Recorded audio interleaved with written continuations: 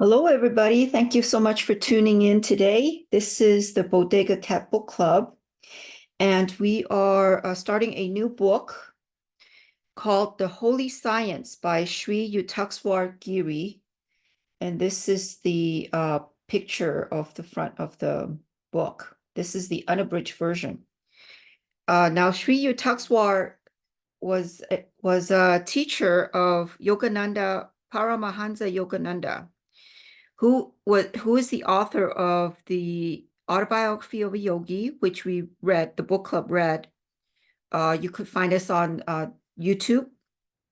A very interesting book. So this is his teacher, the author's teacher, which is why we picked this book to begin with. So today we'll be reading the introduction, and it's a very short book, as you can see, but I would imagine it's it would be very dense, I would think, because this is a great yogi. So he's going to have a lot of deep, deep insights. So, but we'll see, it's going to be very interesting. Alrighty, so here we go. And I'm going to move the camera a little bit inward. Oops, sorry. So we can read it together. If you don't have the book, you can follow here. If you have the book, you can follow along with your book. So whatever you want to do. Okay. So introduction. This Kaivalya Darsanam, exposition of final truth, has been written by Priya Nath Swami, son of Kshitranath and Kasyambini of the Karar family. And forgive me for butchering the Indian language. I'm not very familiar with the pronunciation of it. Anyways, at the request of Allahabad of the great preceptor Mahavatar Babaji, near the end of the 194th year of the present Dwapara Yuga, this exposition has been published for the benefit of the world. The purpose of this book is to show as clearly as possible that there is an essential unity in all religions, that there is no difference in the truths inculcated by the various faiths, that there is but one method by which the world, both external and internal, has evolved, and that there is but one goal admitted by all scriptures. But this basic truth is one not easily comprehended. The discord existing between the different religions and the ignorance of men make it almost impossible to lift the veil and have a book at this grand verity. The creeds foster a spirit of hostility and dissension. Ignorance widens the gulf that separates one creed from another. Only a few specially gifted persons can rise superior to the influence of the professed creeds and find absolute unanimity in the truths propagated by all great faiths. The object of this book is to point out the harmony underlying the various religions and to help in binding them together. This task is indeed a Herculean one, but at Allahabad, I was entrusted with the mission by a holy command. Allahabad, the sacred Prayaga Tirtha, the place of confluence of the Ganges, Jamuna, and Saraswati rivers, is a site for the congregation of worldly men and of spiritual devotees at the time of Kumbha Mela. Worldly men cannot transcend the mundane limit in which they have confined themselves, nor can spiritual devotees, having once renounced the world, deign to come down and mix themselves in its turmoil. Yet men who are wholly engrossed in earthly concerns stand in definite need of help and guidance from those holy beings who bring light to the race. So a place there must be where union between the two sets is possible. Tirtha affords such a meeting place. Situated as it is on the beach of the world, storms and buffets touch it not. And sadhus, ascetics, with a message for the benefit of humanity, find a Kumbh Mela to be an ideal place to impart instructions to those who can heed it. A message of such a nature was a message of such a nature was a message of such a nature was I chosen to propagate when I paid a visit to the Kumbh Mela being held at Allahabad in January 1894. As I was walking along the banks of the Ganges, I was summoned by a man and was afterwards honored by an interview with a great holy person, Babaji, the Guru Deva of my own Guru, Lahiri Mahasaya of Banaras. This holy personage at the Kumbh Mela was thus my own Param Guruji, Maharaj, the Guru of one's Guru, though this was our first meeting. During my conversation with Babaji, we spoke of the particular class of men who now frequent these places of pilgrimage. I humbly suggested that there were men greater by far in intelligence than most of those then present, men living in distant parts of the world, Europe and America, professing different creeds and ignorant of the real significance of the Kumbh Mela. They were men fit to hold communion with the spiritual devotees, so far as intelligence is concerned. Yet such intellectual men in foreign lands were, alas, wedded in many cases to rank materialism. Some of them, though famous for their investigations in the realm of science and philosophy, do not recognize the essential unity in religion. The professed creeds serve as nearly insurmountable barriers that threaten to separate mankind forever. My Param Guruji Maharaj Babaji smiled and, honoring me with the title of Swami, imposed on me the task of this book. I was chosen, I do not know the reason why, to remove the barriers and to help in establishing the basic truth in all religions. The book is divided into 4 sections according to the 4 stages in the development of knowledge.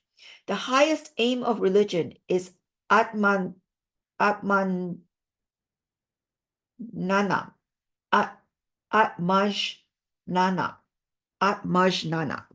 self-knowledge. But to attain this, knowledge of the external world is necessary. Therefore, the first section of the book deals with Veda, the gospel, and seeks to establish fundamental truths of creation and to describe the evolution and involution of the world. All creatures, from the highest to the lowest in the link of creation, are found eager to realize 3 things: existence, consciousness, and bliss. These purposes or goals are the subject for discussion in the second section of the book. The third section deals with the method of realizing the 3 purposes of life. The fourth section discusses the revelations which come to those who have traveled far to realize the 3 ideals of life and who are very near their destination.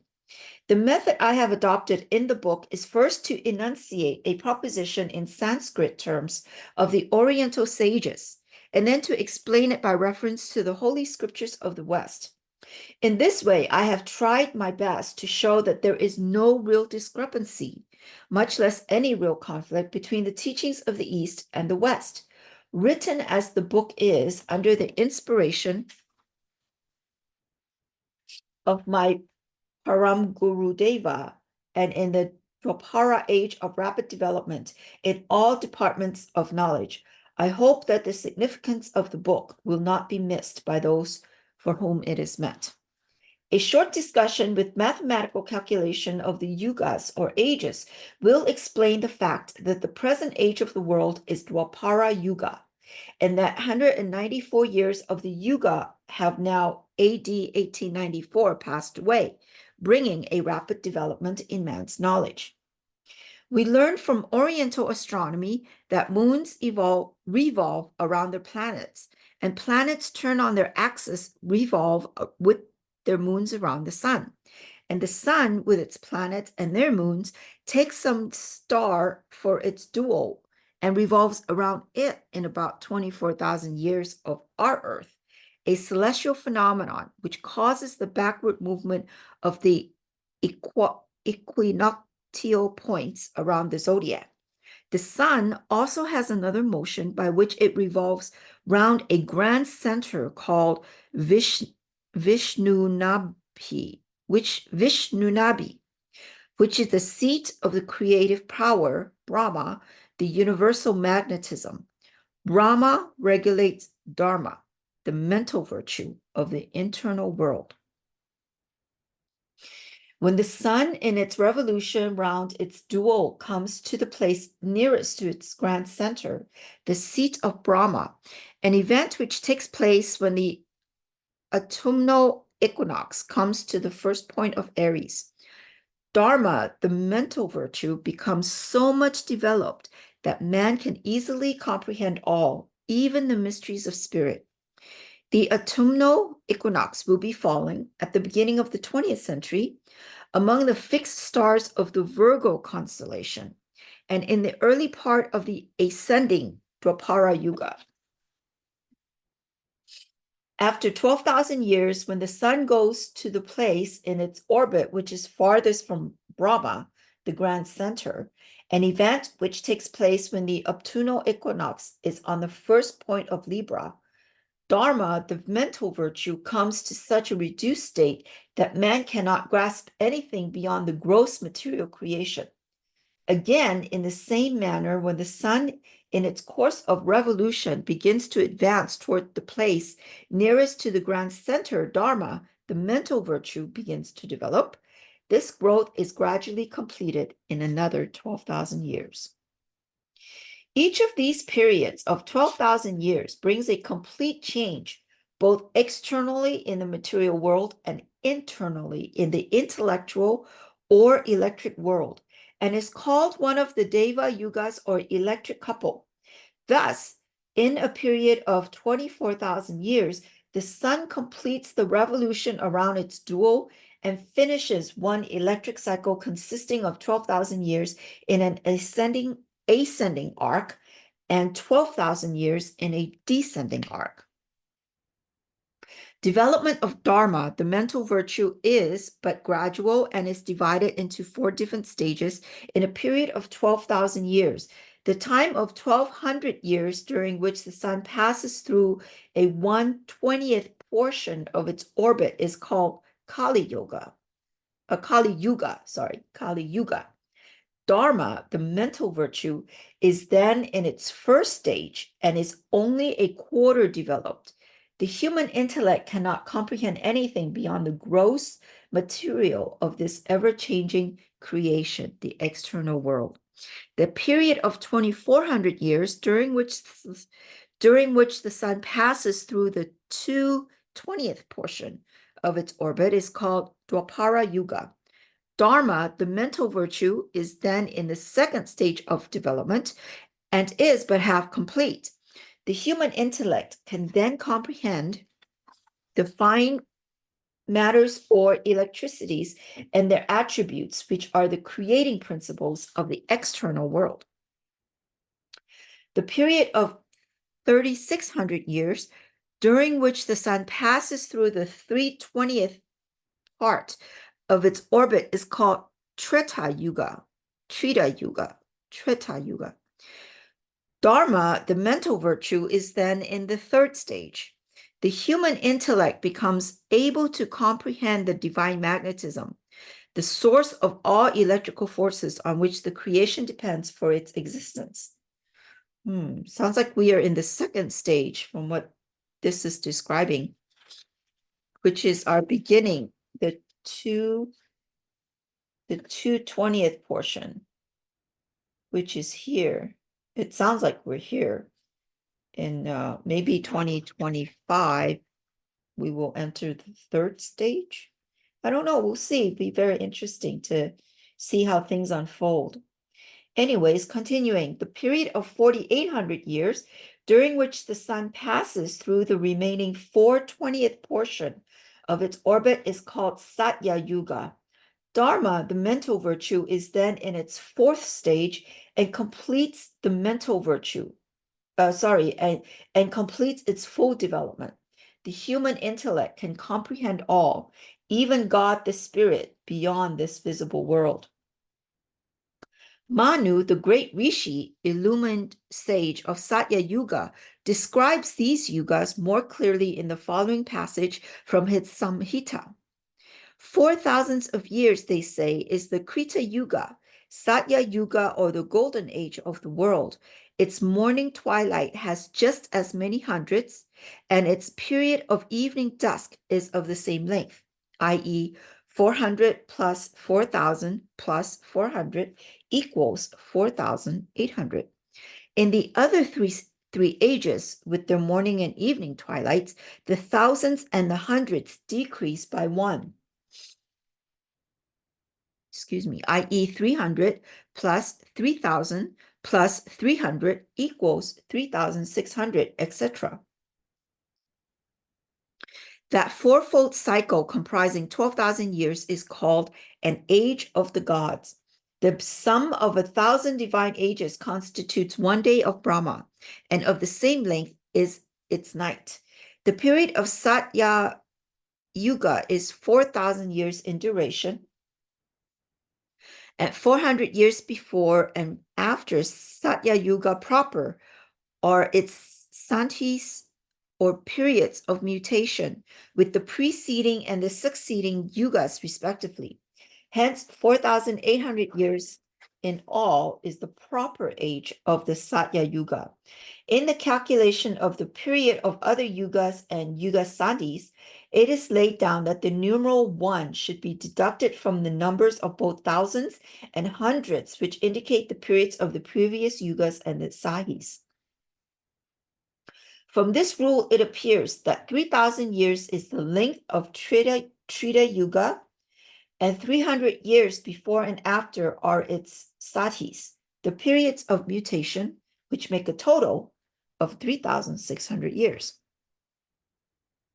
So 2,000 years is the age of Dwapara Yuga, with 200 years before and after as its satis. Sandhis,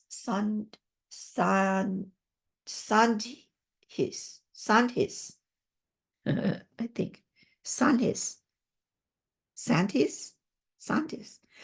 A total of 2,400 years. Lastly, 1,000 years is the length of Kali Yuga, with 100 years before and after as its Sandhis. A total of 1,200 years. Thus, 12,000 years, the sum total of all periods of these four yugas, is the length of one of the Deva yugas or electric couple, two of which, that is, 24,000 years, make the electric cycle complete. From 1,501 BC, when the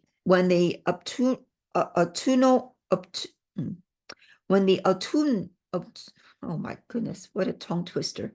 When the autumnal equinox was on the first point of Aries, the sun began to move away from the point of its orbit nearest to the grand center toward the point farthest from it. And accordingly, the intellectual power of man began to diminish. During the 4,800 years which the sun took to pass through one of the Satya couples, or 4/20th part of its orbit, the intellect of man lost altogether the power of grasping spiritual knowledge. During the 3,600 years following, which the sun looked to pass through the descending Trita Yuga, the intellect gradually lost all power of grasping the knowledge of divine magnetism. During the 2,400 years next following, while the sun passed through the descending Dwapara Yuga, the human intellect lost its power of grasping the knowledge of electricities and their attributes. In 1,200 more years, the sun passed through the descending Kali Yuga and reached the point in its orbit which is farthest from the grand center. The autumnal equinox was on the first point of Libra. the intellectual power of man was so much diminished that it could no longer comprehend anything beyond the gross material of creation. The period around AD 500 was thus the darkest part of Kali Yuga and of the whole cycle of 24,000 years. History indeed bears out the accuracy of these ancient calculations of the Indian rishis and records the widespread ignorance and suffering in all nations at that period. From AD 499 onward, the sun began to advance toward the grand center, and the intellect of man started gradually to develop. During the 1100 years of the ascending Kali Yuga, which brings us to AD 1599, the human intellect was so dense that it could not comprehend the electricities, sukshmabhuta,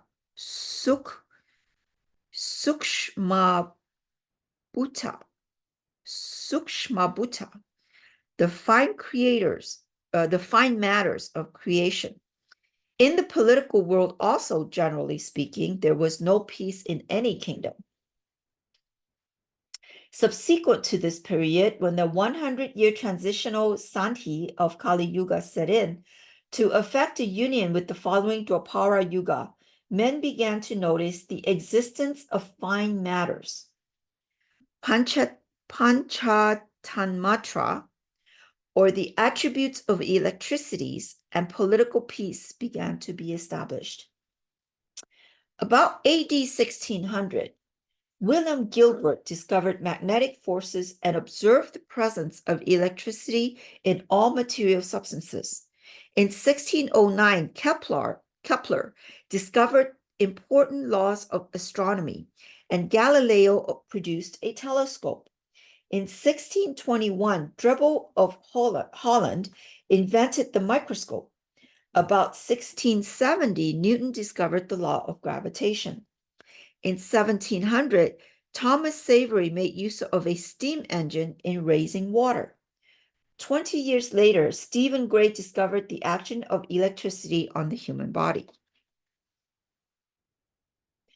In the electrical world, people began to have respect for themselves, and civilization advanced in many ways.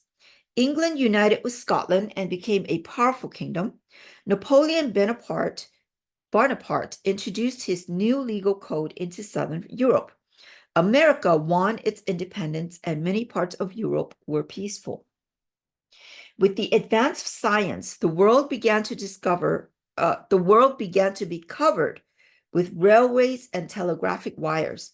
By the help of steam engines, electric machines brought into practical use, although their nature was not clearly understood.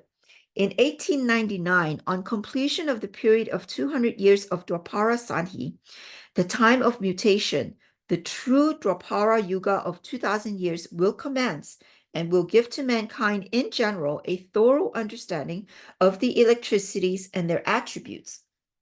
Such is the great influence of time, which governs the universe.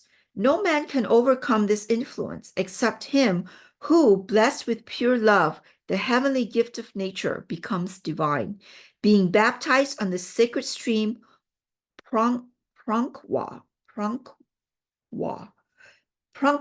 the holy Om vibration. He comprehends the kingdom of God. I wonder if he's talking about Jesus. Anyways, or the one they call Christ.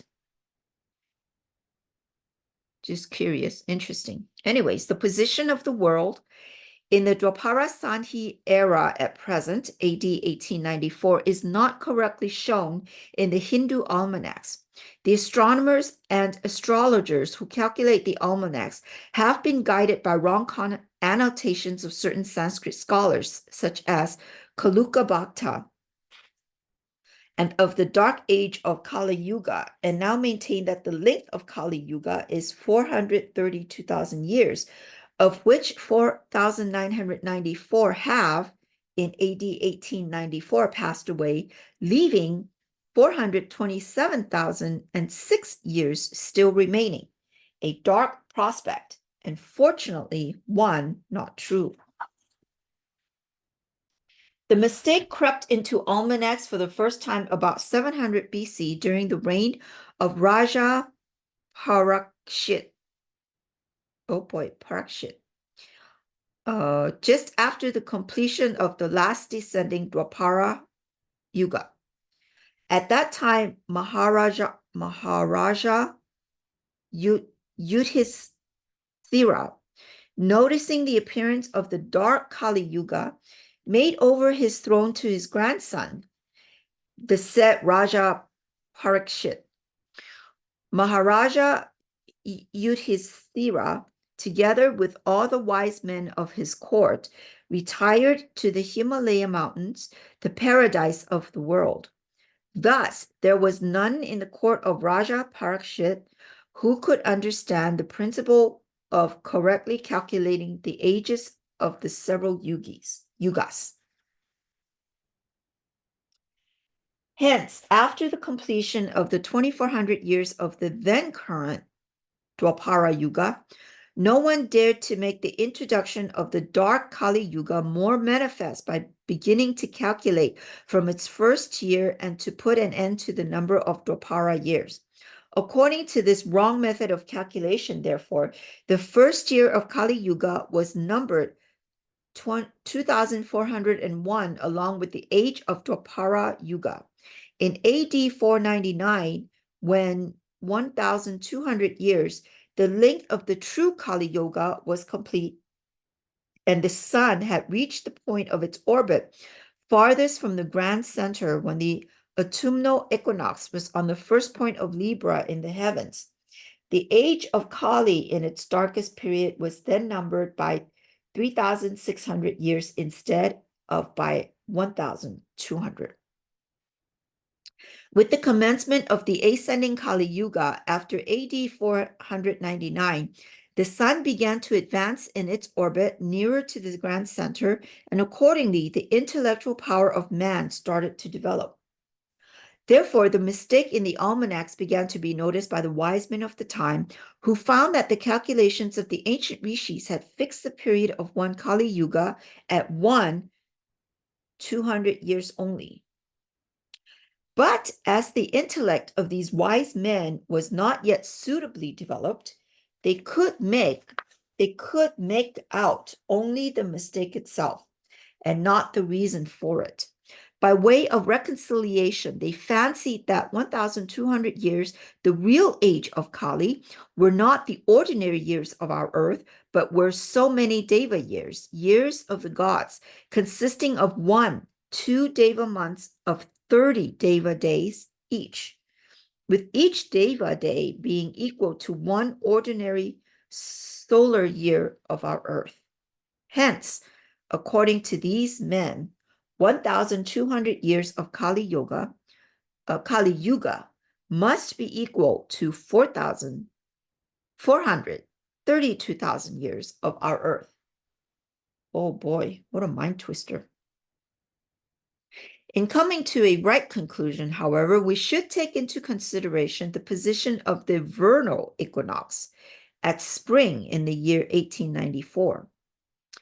The astronomical reference books show the vernal equinox now to be 20 degrees. How do you read that? 54. Sorry. I don't know anything about astrology, so I don't know how to read that. Anyways, 20 degrees, I know that. 54, 60, 36, distance from the first point of Aries, the fixed star Revati, and by calculation, it will appear that 1,394 years have passed since the time when the vernal equinox began to recede from the first point of Aries. Deducting 1,200 years, the length of the last ascending Kali Yuga, from 1,394 years, we get 194 to indicate the present year of the world's entrance into the ascending Dwapara Yuga. The mistake of older almanacs will thus be clearly explained when we add 3,600 years to this period of 1,394 years and get 4,994 years, which, according to the prevailing mistaken theory, represents the present year, AD 1894, in the Hindu almanacs. In this book, certain truths, such as those about the properties of magnetism, its auras, different sorts of electricities, etc., have been mentioned, although modern science has not yet fully discovered them. The 5 sorts of electricity can be easily understood if one will direct his attention to the nerve properties, which are purely electrical in nature. Each of the 5 sensory nerves has its characteristic and unique function to perform. The optic nerve carries light and does not perform the functions of the auditory and other nerves. The auditory nerve, in its turn, carries sound only, without performing the functions of any other nerves, and so on. Thus, it is clear that there are 5 sorts of electricity corresponding to the 5 properties of cosmic electricity. So far as magnetic properties are concerned, the grasping power of the human intellect is at present so limited that it would be quite useless to attempt to make the matter understood by the general public. The intellect of man in Treta Yuga will comprehend the attributes of divine magnetism. The next Treta Yuga will start in AD 4099. There are indeed exceptional personages now living who, having overcome the influence of time, can grasp today what ordinary people cannot grasp. But this book is not for those exalted ones who require nothing of it. In concluding this introduction, we may observe that the different planets exercising their influence over the various days of the week have lent their names to their respective days. Similarly, the different constellations of stars having influenced over various months have lent their names to the Hindu months. Each of the great yugas has much influence over the period of time covered by it. Hence, in designating the years, it is desirable that such terms should indicate to which yuga they belong. As the yugas are calculated from the position of the equinox, the method of numbering the years in reference to their respective yuga is based on a scientific principle. Its use will obviate much inconvenience which has arisen in the past owing to association of the various eras with persons of eminence rather than with celestial phenomena of the fixed stars. We therefore propose to name and number the year in which this introduction has been written as 194 Dwapara instead of AD 1894 to show the exact time of the yuga now passing. This method of calculation was prevalent in India to the reign of Raja Vikramaditya when the Samvat era was introduced. As the Yuga method of calculation recommends itself to reason, we follow it and recommend that it be followed by the public in general. Now, in this 194th year of Dwapara Yuga, the dark age of Kali having long since passed, the world is reaching out for spiritual knowledge. The men require loving help one from the other, and men require loving help one from the other. The publishing of this book, requested from me by my holy Param Guru Maharaj Babaji, will, I hope, be of spiritual service. Swami Sri Yukteswar Giri, Serampore, West Bengal, the 26th Falcun, 194 Dwapara, AD 1894. End of introduction. Well, I hope you enjoyed that. I think that was quite dense. And I hope you enjoyed that. And we will be reading this book very soon. Okay, hope you tune in. In the meantime, have a wonderful day, night, weekend, wherever you are at. Bye-bye now.